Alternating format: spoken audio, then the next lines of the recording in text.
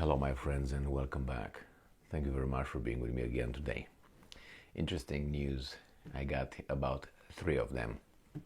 One, regarding obviously the drone that the Americans sent and the Russians downed through a, I would say, masterful maneuver by the pilot or pilots. And it's unbelievable how that was described by the U.S. Defense Minister as a reckless, I think it was a U.S. Defense Minister or Secretary of Defense, how we want to call it. It was Austin, and then I think it was Kirby, the White House weasel in spokesperson. He's not a person anyway. So I think that was a fantastic maneuver by that pilot after the videos, but that's not about that particular drone being forced to make contact with the Black Sea. But the Americans sent another drone in the Black Sea, and this time it seems like they learned a lesson, because according to this article that I have here from the Ukrainians, it did not go in the vicinity of the Crimean Peninsula. I saw another article talking about another drone being sent exactly after the impact of their drone supposedly went in the area to see what's going on, who's who, what's what. But this is another, I think it's another drone that was sent, and shows that trajectory by the Ukrainians. Certainly that was taken from other sources, but let's see what's going on here. So this is from Ukrainska Pravda from March 17th, 2023. Americans launch second drone towards the Black Sea, but look at its location. Forte 10 stayed the hell out of this peninsula, if you know what I mean.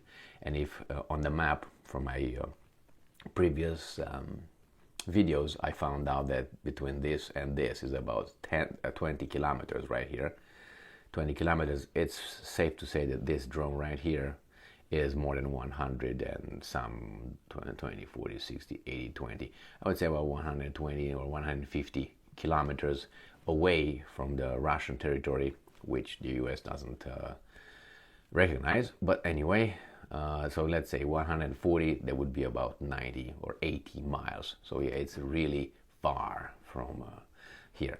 The other one, they said is about more than 20 kilometers, which it would have been around here where my cursor is right here, about it, because this is about 20.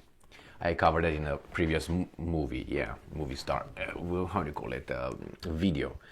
So let's see what these guys are saying. So the United States has sent a new reconnaissance drone towards the Ukrainian Crimea annexed by Russia, according to the flight trader service. The RQ-4 Global Hawk with the call sign Forte 10 headed for the Black Sea. Forte 10. Not gonna go close. Good, you learned a lesson. You got smacked over your beak. The UAV entered the Black Sea having circled in Weasel, Romanian airspace for several hours before that. The drone reportedly took off from the Sigonella air base near the Italian city of Catania. Now, background, they tell you here what happened with this little beautiful drone. Did they tell you anything else about it? How close? Now, we have here another little big news.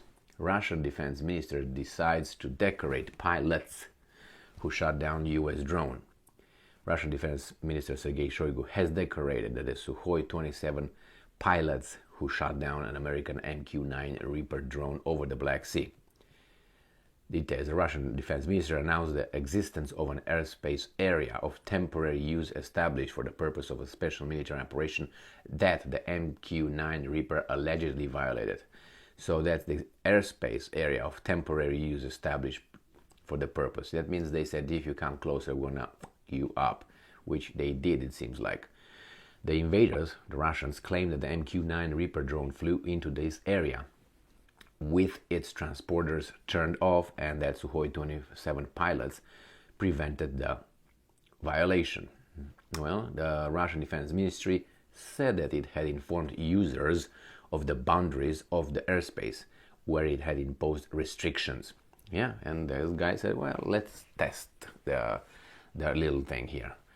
And a quote from the Russian Defense Ministry: in order to identify the intruder, fighters from the air defense forces on duty were taken off. As a result of sharp maneuvering at around 9:30, the MQ-9 unmanned aerial vehicle went into an uncontrolled flight with a loss of altitude and collided with the water surface.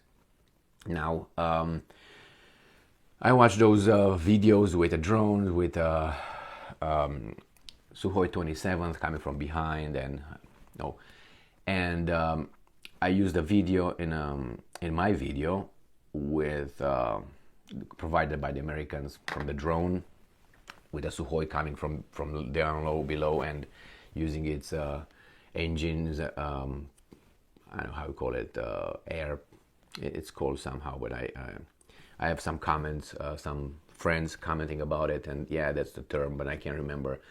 Back something when you accelerate, and then oh, what the hell? When you accelerate and then they push the air behind and try to blow the drone, of course. And the video I used, it showed that, and then it was like an interruption, and in the end they showed the damaged propeller, which I didn't bother to see the last part of the video. One of my friends here told me that, and I watched it again, and indeed it's the propeller was damaged and was not working anymore.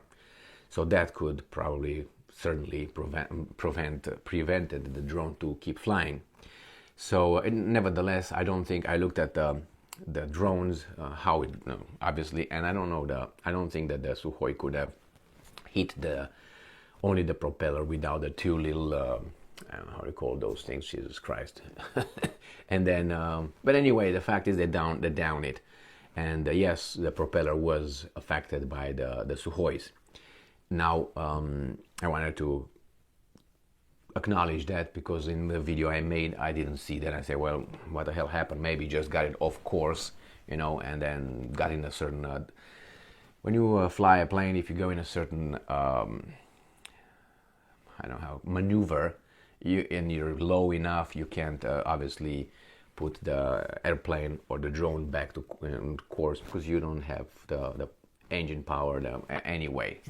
Everything works against you. And a drone, I don't suspect a drone to have a big propeller and engine anyway, so if it goes in a nosedive direction or whatever, I don't think it's able to maneuver back. So anyway, that's one. The other one is the Russians decorated the Su-27 guys, as I showed over there, and I have another article here where it shows the propeller. I wanted to make sure I show that one with the same article talking about the decorated guys. This guy comes from Reuters, decorated pilots.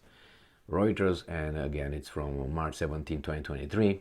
The Russian defense minister decorates pilots for downing U.S. pilots, again plural, for downing U.S. drones, because there were two Su-27.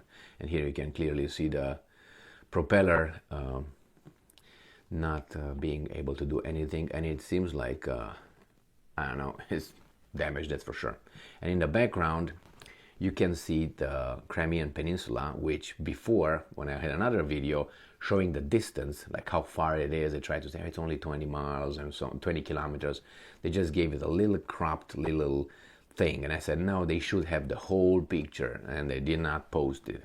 They just gave us I'm going to show you right now. I'm going to put it right in the corner somewhere, something like this. Like this. Not even the bottom here, it was not present. Nevertheless, we can see here this drone is on its way back, obviously, because you see it's coming south from the Crimea, or maybe west, and that means this drone was closer to that. If now it's retreating, and after this it fell. So this is the fact that let me see what these weasels are just saying, because they want something from me that I will not give them, which I'm talking about Reuters.